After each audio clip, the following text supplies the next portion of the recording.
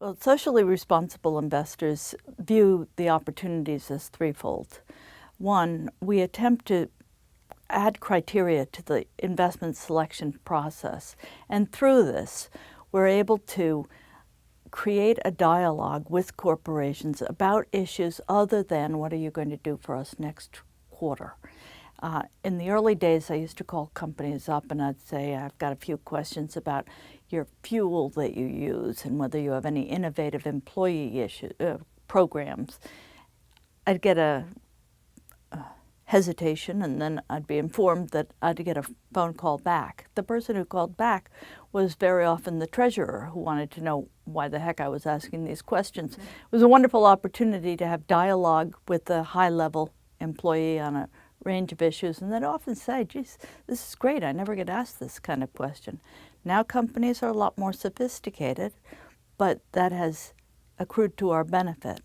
The asking of the questions has meant that now over 4,000 companies annually publish a sustainability or a responsibility report, something that never would have happened if we didn't apply standards to the investment process.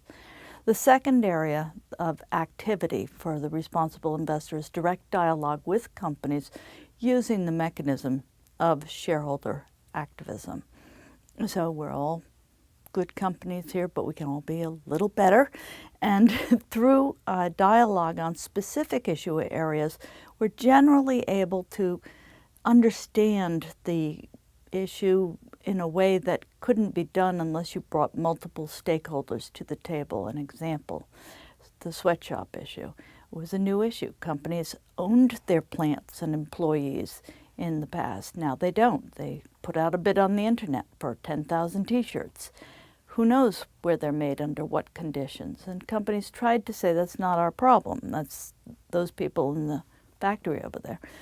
And we said they wouldn't exist without your purchase. You have a responsibility. This took years and years, but as a result of that process, we were able to bring in the NGOs, the companies themselves, concerned investors, and get to yes, and get a standard for what should be the way companies source their t-shirts when they go out on the internet. The third area is direct investment. A lot of people like to use the community development credit unions, the community development loan funds. At Domini Social Investments, we use our bond fund to make direct investments that fund certain projects or certain needs that are out there. They can be a hospital that serves a low-income community and attempts to do it at a very low cost that needs extra facilities. And we can use the bond portfolio to actually make new money come to the table and help these projects launch. So the 1, 2, 3, apply standards to what you buy, engage as an active shareholder, and look for opportunities to directly finance the more grassroots side of the economy.